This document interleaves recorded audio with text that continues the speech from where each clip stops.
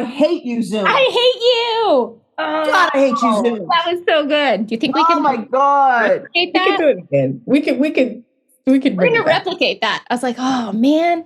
Zoom. I don't know about the pistachio moment. That was authentic. I can recreate it. It's fine. She's going to bring that back up. I'm going to do it. But I hate you, Zoom. Yep. We hate Zoom, but we'll just roll with this. We practiced the take. Hopefully, well, the good news is we didn't get too far down the road. Exactly. Oh my God, could you have imagined if we got like an hour in? I would have been like, seriously? I would have said That's somebody's not even child is Mercury listening. retrograde. That's Satan. It's like, we just had a conversation for the fun of it. For the fun of it. It's just a dry run. Let's try this again. Let's do it again. Joe's going to get a kick out of this pre-show because we just recorded 10 minutes without recording. Yeah, Joe, we are now divorcing Zoom as well. Okay. Yeah. Let's do this again. We're actually back this time with another episode of the In Transition podcast. So happy to have DeAndra here to share her journey from infertility to CEO, which sounds like quite the journey. So a little bit about DeAndra before we get going. DeAndra is a mentor, mother, and connector who believes everyone should live purposefully. From overcoming infertility through IVF and multiple surgeries combated with postpartum depression and corporate layoffs, DeAndra thrives in faith and perseverance.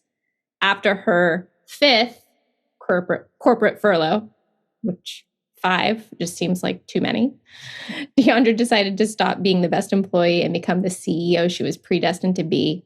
Along with her team of senior recruiters, DeAndra launched Global Wheelhouse, a social impact staffing and recruiting firm embedded in technology, innovation, and empathy. The company is dedicated to connecting businesses with top-tier candidates while prioritizing diversity and inclusion at every step of the recruitment process. Welcome, DeAndra. So happy to have this conversation. Again. For the second time, because, well, let's just be honest. We just recorded 10 minutes and didn't record it. So it was 10 minutes of literal fire. That's the thing. I'm going to try and replicate It was this. like a full-on inferno of the stuff that DeAndra was dropping. And now we got to try to replicate it. And I'm not sure if you can replicate legit greatness and fire on that level. But let's just give it a whirl. Let's just see what happens. I'm so I'm happy now because I see the recording things happening. I see it too, which also is a sign for me. I probably need to get my eyes examined because I swear it was up there earlier. I swear I heard her say recording now. But let's just go with it. We'll replicate it. So what was the catalyst, DeAndra, from going from infertility to CEO? Yes. First, thank you, ladies, for being in this space. Thank you, ladies, for being in this space. Thank you for welcoming me in this space. And thank you for creating this space. Oh, God. That's super important. So thank you. The moment for me, or the catalyst moment for me that set me in the trajectory of predestination for real this time, was a defining moment where I really wanted to have children. And shortly after having a miscarriage and going through depression, I went in to try to figure out with all these specialists, what is the problem? And long story short, when I was younger, I had a surgery. I had my appendix removed. That led to me having surgery on my intestines. And then that led to scar tissue, really covering my ovaries and my tubes and my uterus and everything, all my baby making parts. So after that surgery, everything was all clean and I thought I'd be good. Waking up from surgery, the doctor says, surgery was a success, but you will never be able to have children. You'll never be able to bear your own children. And she walks out the room and I am left to deal with, I thought I was coming here for a solution. And I am leaving with a solution, but it feels like a problem. And that really helped, not help. It set the trajectory of the next couple years of my life, which is never leave anyone with a problem. Be the person to provide a solution. Know what that feels like to be going through life, and don't ever be so quick to get to the next thing that you forget to really lock in and engage and connect with who's given you the opportunity and trust you with their space and their time, let alone their body. So after that surgery, I dived myself into work. I started working for a really large sports brand. I worked at the number one volume store in the world, and it was really cool. But the coolest part about it is that this company believed in fertility and helping folks navigate that. So after multiple shots, multiple surgeries, I was able to go through IVF and successfully give birth to my two daughters. And that was a defining moment for me because I realized that number one, doctors and people are people, and people have opinions, but their opinion doesn't have to determine my life or my next steps.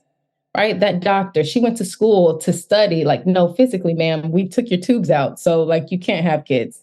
Have a good day. Right? And there may have been no like malicious intent in it, but it was the lack of empathy for me.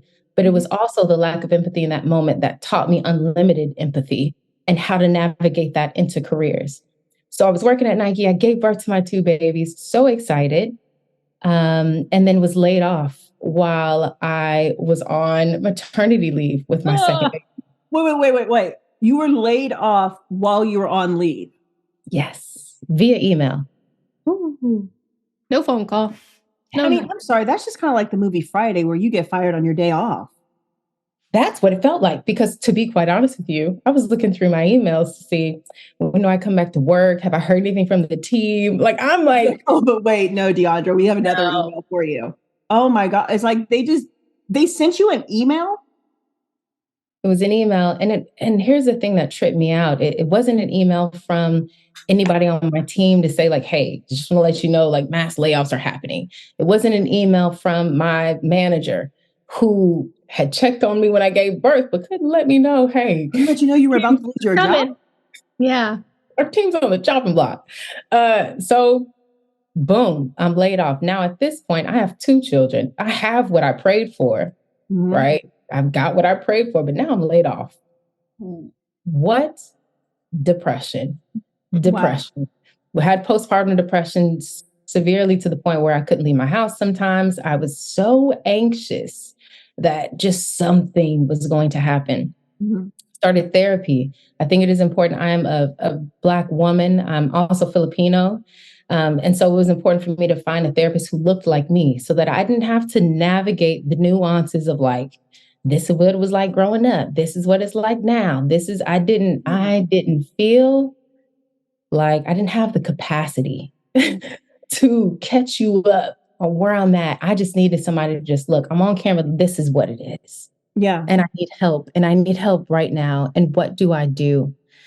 And so I'm grateful that God has given me moments he'll pull me out of work to get my attention. That's one thing I've noticed about God and his strategy in my life. He will get my attention. He'll take away the thing that I'm spending the most time in to say, but are you focused in purpose though? You can't be focused in purpose if you're depressed. You can't be focused in purpose if you're tired and you're anxious and you can't. So get yourself together, girl. So I got myself together. Went back out in the workforce. I said, okay, I know who I am now. I'm negotiating for higher salaries, earned my first 6-figure contract. And I was like, let's go. Yeah, got laid off 5 times for the next 2 years.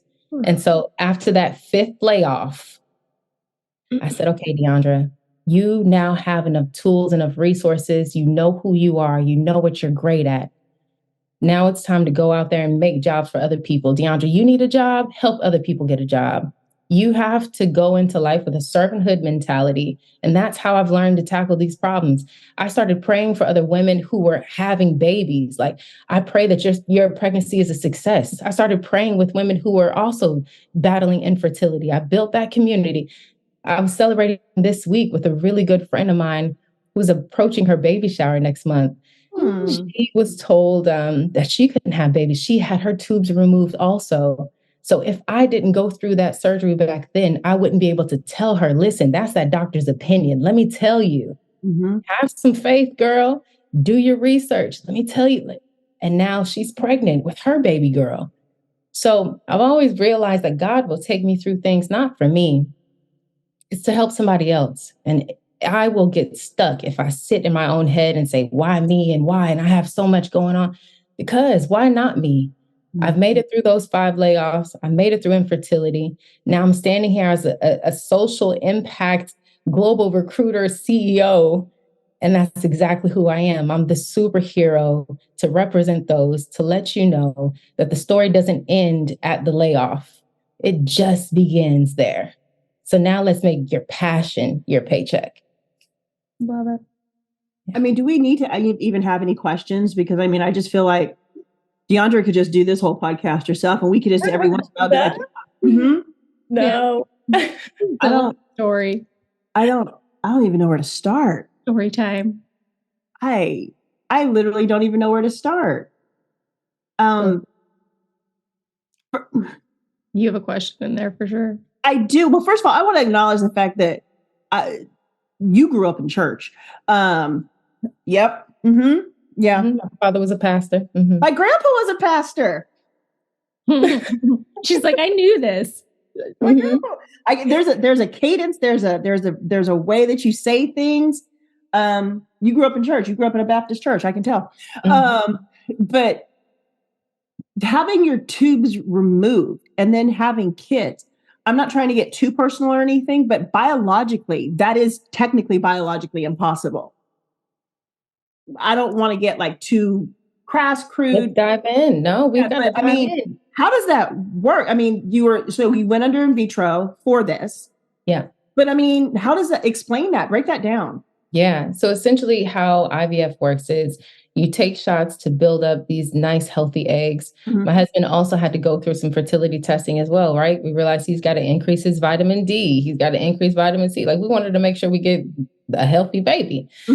So basically they remove my eggs, remove his sperm, make the embryo, and then implant the embryo directly into the lining of my uterus.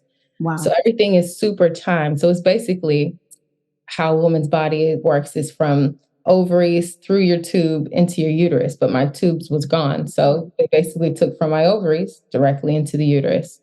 I believe the babies were 5-day blastocysts. I could be getting the terminology wrong, but they essentially like do some genetics testing. You can ask for different things. I wasn't trying to get too deep into it. You can see if you're going to have a boy or a girl. You could see if you're going to have green eyes, blue eyes. I was like, listen, whatever I get. I just want a healthy baby. I just want a healthy child. Okay, that's all. I want a healthy child. That's all. And Lord, I want the child that you want me to have. Whatever that looks like. So yeah, the process was a lot of shots. It was painful. It was trying. My husband was such a trooper through it. He gave me every single shot because I could not do it. I couldn't do it. He gave me every shot. He massaged every lump. He was at every ultra scan. He was there, and it really helped in those moments where I felt like I was alone to just look over and know, like, while he may not be going through the physical things, he was there to see my tears or to hold my hand or to, to just say like, well, this week, I know we're not implanting this week, but it'll be next week, babe. We got it. And so it was important to have a good support system. This is why I value women coming together, because my husband is incredible man. But there's nothing like that woman that's like, girl, I got your back. I'm praying for you too. I got your support. You can cry over here, So yeah. I don't. You're like, yeah. I'm like, and I'm thinking back to the 10 minutes we didn't record, and we totally skipped the pistachio stuff and where that came into play. I'm so irritated. I was like, when was that? Was that like before the miscarriage or after? Yeah, the pistachio binge. The pistachio binge was after the miscarriage. Yeah. Yeah. Trying to get yourself ready to go into IVF. Yeah. After the miscarriage, I was like, well, there's something wrong with me. So it's got to be my diet. It's got to be my stress. It's got to be something that I'm doing. So then I went immediately into research. What's the top diets you should take when trying to have a baby? How much water should you drink? And I don't know what I came across that said pistachios, but pistachios stuck with me. I was pistachio down. So yeah, that didn't work. Let me just save you. Unless I can get you. I just have this vision of you in a grocery store, just like all the pistachios, and just all the pistachios with seeds, without seeds, chili pepper, lemon pepper, just falling in the cart, and like literally you at the counter eating a bag of pistachios. I need you to scan this really quick so I can keep going. Okay, thanks. And then just pistachioing it up. I know my husband loves me because I know my breath smelled like pistachios, but I don't know how many months. So, but he was still kissing, baby, I love you too. So pistachioed out, he was down for the ride, which made me try crazy things. So how many bags of pistachios are currently in your house? Okay. Yeah. It's like ramen in college days. Like you eat it because that's what you got, but now you don't want it anymore. No, that's pistachios. But I will tell you, my oldest loves pistachios. So maybe that works somehow. I don't know. Maybe there was like some residual. I don't know. I'm pretty sure I was turning green at some point, to be honest with you. I was tearing pistachios up. Pistachios owe me a deal because I paid somebody's yearly salary for the amount that I ate. A lot of pistachios. That's a lot of pistachios. I love it. Yeah. I've personally known a handful of people that have gone through IVF, and I've kind of seen the process, and I've seen it not be successful. I've seen it be successful. Yeah. And I bet there's a lot of women listening that are on that journey or contemplating that journey of IVF, because let's face it, based on the conversation we had in the last podcast we recorded, a lot of women just, once you get to a certain age too, the clock is ticking and they're like, we need to make this happen. Mm-hmm. How did you know? Well, this is like a pretty deep question. How did you know like that going this path was going to be right for you? Did you feel this like super strong calling to be a mother? That's a good question. I think I've always wanted to be a mom. I don't know where that comes from. I don't know if it's because my mom was a dope mom growing up. Like she did the science experiments and she was there. And so I don't know why I've always wanted to be a mom. I just knew I'd be a mom. Yeah. I can't explain it. It's almost like, how do I know that I'm supposed to be a recruiter forever? Because I just know it fills my cup. It's what I'm called to, and it's who the community is that I attract. Mm-hmm. I was always around moms. And one, I'll say for women out there who are, the general rule of thumb is if you have been trying or having unprotected sex intercourse for a year and you do not get pregnant, that you should check on your fertility health. So that was something that I wish that I knew earlier. I think it would have saved me from the pistachio binge because by that point I was already 2-3 years trying and nothing. And so that was post miscarriage as well. So who knew? I don't even know if like everything was cleared out properly after the miscarriage. Like I just went into straight shutdown mode. Like doctor said, you're not having a baby. And that's it, and go home and here's some Tylenol. And so I kind of spiraled, and I wish that I'd had somebody to say, like, teach me my ways navigating through IVF. I stumbled upon IVF because I just happened to be Googling, like, okay, can you have a baby without tubes? And there was 2 processes that I saw, IUI and IVF. So I said, okay, in order to keep moving forward, you have to keep moving forward. You cannot get depressed and stop. You have to be curious. Mm-hmm. So I found out about IVF. I did my own research about IVF. I had found out that the first lady to have IVF, her last name was Brown, and that's my last name. First time that surgery had been successful at that time was 30 years prior, and I was 30 years old at the time. So for me, it's all about like alignment too. Yeah. So I was like, okay, God, there's got to be a chance. Like it worked for one, it'll work for somebody else. She can't be one. And then similar to what I did with therapists was I began to immerse myself into the processes. I started to see therapists. I wanted to find women therapists. I wanted to find women doctors. My whole birthing team was women. And diverse women too. Give me different perspectives.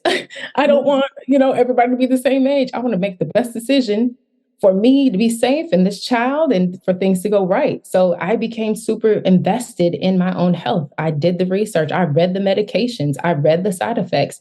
I changed my eating habits. So I became committed to the process, but I also educated myself because I know that I'm going to run into other women who may be coming along this journey. And so who wants to start all over when you've got somebody who's gone through it? Like, connect with people to provide those resources and things to think about as they're navigating their process. But I felt like I was always called to be a mom. I didn't know my journey would be this crazy. Was there ever a time with your IVF where you went into it, but also in the back of your head had a decision like, okay, if we do X number of rounds of IVF, I'm still going to be a mom. I'm just not going to be a mom this way. Was there like a cutting off point that you and your husband had, or was it just like, we're just going to go in and we're just going to see what works? No, we went in every day with that day's intention. Okay. Like, really, and at that point, the extreme faith that I was in was the extreme faith that I believed that the pistachios is going to work. Like, really, I went in every single day. Like, I'm not even going to think about if this doesn't work. I want zero room for doubt. Okay. And it was really hard. It was really hard, especially I think what kind of tested me a little bit was when we were ready to do the transfer. We're ready to actually implant the baby. Mm-hmm. And the doctor would say, okay, this week, your lining doesn't look good. We're not going to do it. Let's wait another month. And then that month was like, oh, Lord, are you trying to tell me that? Yeah, are you telling me this might not? But I really dived myself into meditation. Every negative thought, I try to find a positive thought. Like, you have to be intentional about it. Your body's already going through a lot of changes and shots and hormones and things. And so I wanted to give my body the best chance to win. Yeah. So for any woman considering going through this process, knowing that you've gone through it successfully twice, what suggestions would you make? Help support them. Mental health is important, and define what that looks like for you. For me, it was, husband, I need you. And I need you to know that I need you. I need you to know that, I might cry sometimes, and don't call me a punk. I need you, I just needed to be honest. I needed to build a tribe of people a small tribe too, because I didn't need many opinions. Yeah. So it was like my husband and a homegirl. That was it. That was my tribe. That's really all you need. And that was big enough for me. Yeah. That was big enough for me because it was already, I'm the one that's got to go through these shots and these surgeries and these procedures. And then the birth, once I got to the birth, I was like, dang, I'd rather take the shots. I'm scared to get birth. But every step was like, but you're here now. You're here today. Yeah. What are we going to do today? What is today going to look like? Be grateful for this day. So that would be my advice. Do research on the process. Know the medications that you're taking. Know the companies that you're getting the medications from. Know your doctor, know your doctor's success rate. I did a lot of research on that too. And that's what helped me kind of maintain my confidence throughout it, was because I'd done so much research in the beginning that I could really trust my doctor. I had read the reviews. I had even talked to other women that she had that were patients of hers. I'm a recruiter by nature, so I'm finding people. I'm finding you because I want to know, I'm giving you my body that hopefully can produce a life. Yeah, I'm trusting you with my body, my life on a lot of levels, and the life of my potential child. So yeah. I just, I don't, this is such a powerful conversation. I don't know. How many women in terms of, I just kind of feel like maybe there was in this process of, the IVF and the lack of tubes, there's got to be a special type of sisterhood, a special type of bond that you made with these women. Were there those bonds? Do you still keep in touch with them? I mean, I know that you're going to the baby shower of one of your friends who it went down the exact same path. I mean, in my head, I just keep thinking support group, community, tribe, love circle, something like that. I mean, have you ever thought about doing something on that level? I don't know where I'm going with it, but I'm just kind of curious. Yeah. Maybe that is a story that is not yet written, because if I think about the two women in my life, that have gone through IVF, I met them at a contract, like along these 2 years of me being fired 5 times or let go 5 times. Mhm. I met them through, like, for example, Kessie, she is a genius recruiter, technical recruiter. She's incredible, super smart. I met her while I worked for a fashion brand. I got let go from that company, but I kept that connection because later in life, she was like, "You mentioned IVF one time. Like, what does that look like?" Oh, And wow. so these connections of women going through the process are just now like coming up in my life. I didn't have those connections or those supports or those people to look to while I was going through the process. Yeah. I didn't have that. All I had was my research and trusting the doctor. And yes, I had asked a few women questions, but I wasn't connected with anybody.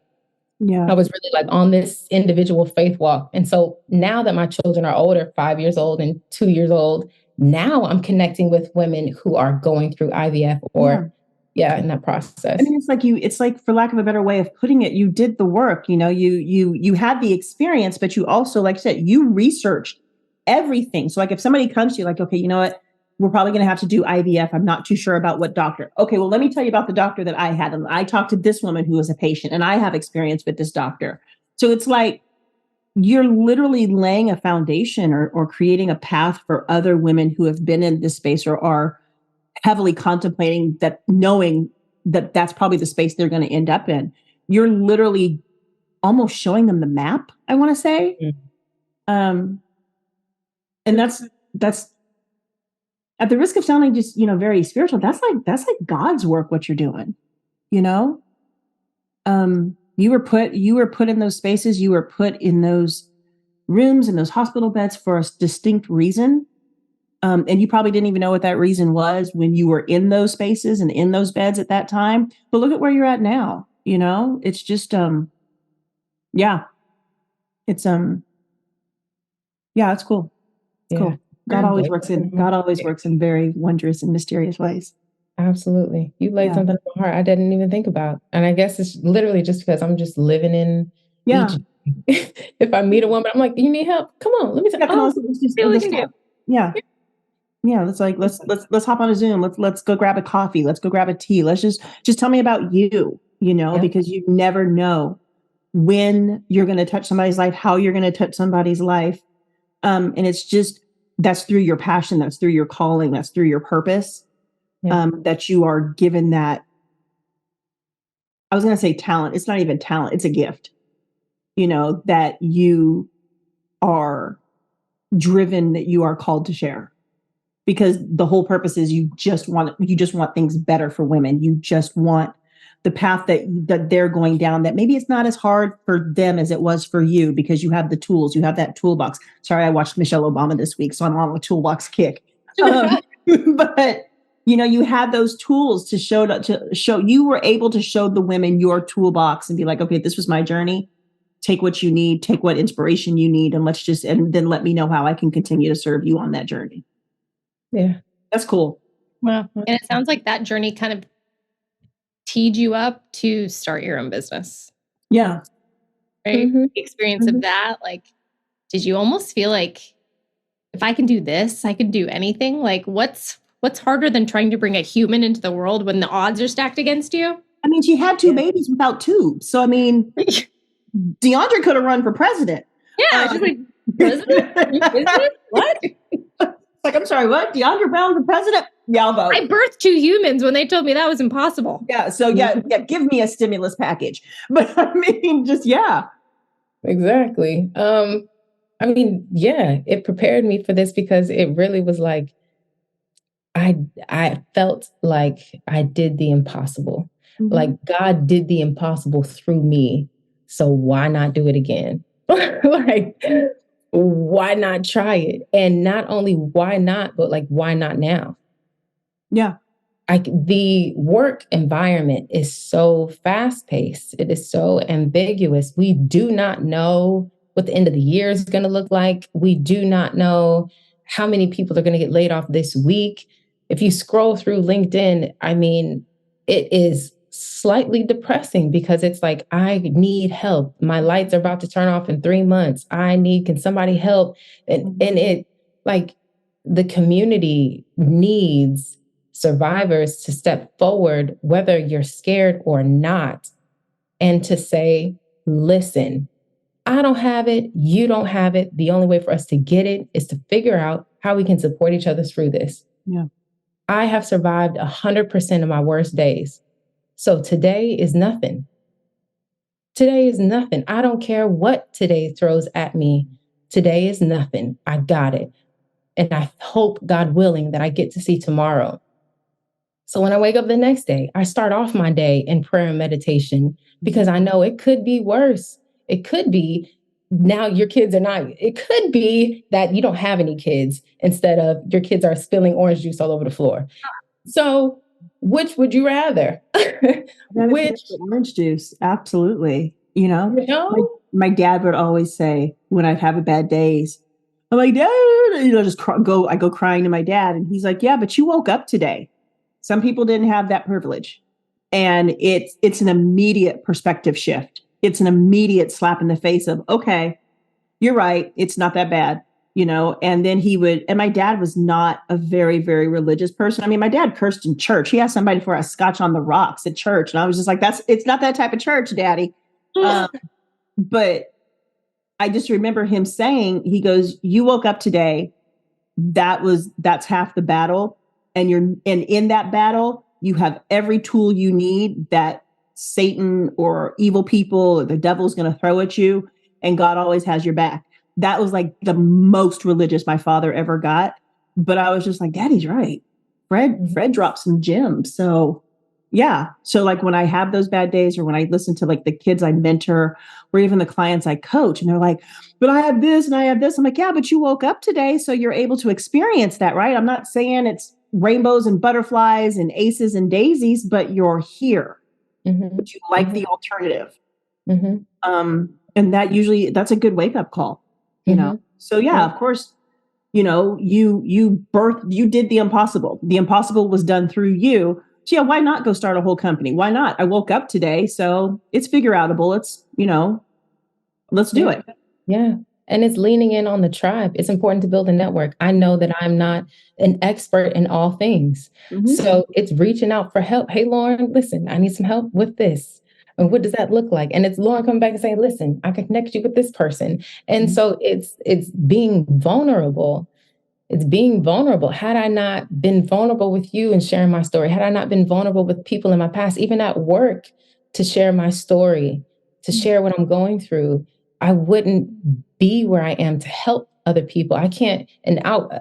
You cannot teach an alcoholic how to get over alcoholism unless you've been an alcoholic. Like you got to go through the battles that you're called to be the hero of. So even when I wake up the first thing in the day, like, what am I stressed out about? Well, let me go help somebody else not be stressed. That will help just kind of unblock what I've got going on, is to look at every day like I'm looking at this day with a heart of purpose. How can I be of purpose and of servanthood to somebody else? Because I know what I need. God knows what I need. So if I have the faith to trust that God's going to work it out and I have the work ethic to make sure that it's going to get done, well, then that's done. How else can I serve somebody else? Yeah. Yeah. I think in terms of the authenticity, I want to say like just in the work environment, it's just like, it's almost like you're not supposed to show any level of emotion, any level of authenticity. It's almost like you're just a robot. But when you actually are able to shed your work skin and show people this is who I am. I remember like maybe like this past summer, I wrote on LinkedIn, and to me, I was like taking such a random step. I wrote on LinkedIn, I'm like, I am a middle-aged Black woman that was just diagnosed with ADHD. And there's this struggle, and there's this struggle, and there's this struggle, and there's this struggle. And there are days that I have woken up and I honestly think that the world would be much better off without me. But I posted it, I let it sit there for a while, and then I started thinking about it too much. So then I took it down. But in the process, there were so many DMs like, oh my God, thank you so much for sharing that. Thank you. This is what I'm going through. This is what I have. Some of my coaching clients, my coaching client has been talking to me for the better part of today. Have you ever had to take something for anxiety? Have you ever had to do this? Have you ever had to do this? Yeah, I have.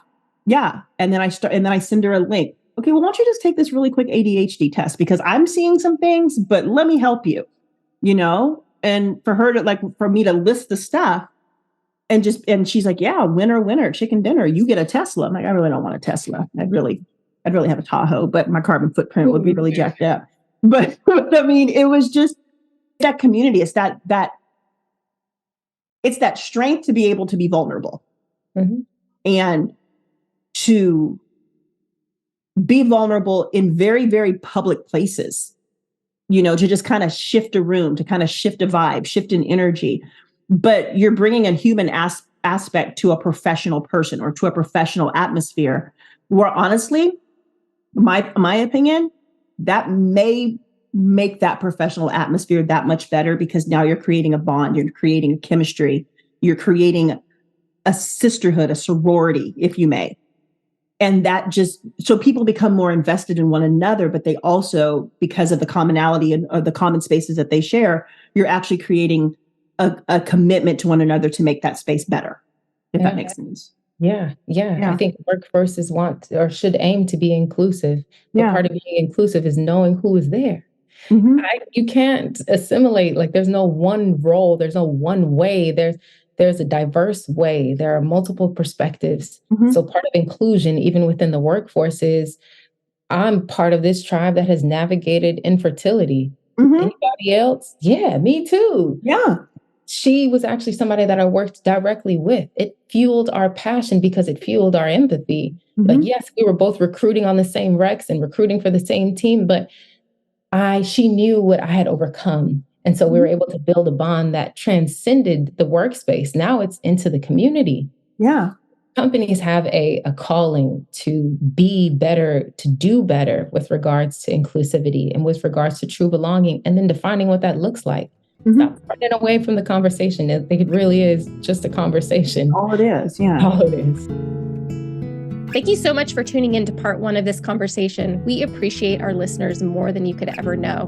Stay tuned for part 2 coming soon. In the meantime, if you liked any part of what you heard, please do us a favor and follow the podcast so you never miss an episode. And if you're willing to go a step further, we would love for you to leave us a review and send this episode to a friend that you feel would be served by it in any way.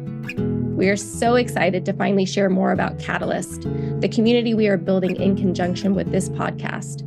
Our mission with Catalyst is to create an authentic, safe, and inclusive space for heart-centered, growth-minded, multi-passionate women to navigate their life's transitions, all by building meaningful relationships, learning from one another, and growing into the best version of themselves, and maybe even making the world a little bit better in the process. If you're interested in becoming a founding member of Catalyst, we would love to learn more about you and have you apply at wearecatalyst.social. Check it in the show notes.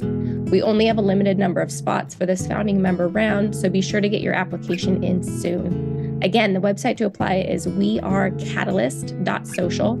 We look forward to the possibility of getting to know you on a deeper level and supporting you in navigating your life's transitions. We cannot wait to have you join us for the next episode. Until then, we encourage you to lean into your community and embrace the growth that inevitably happens when you're in transition. See you next week.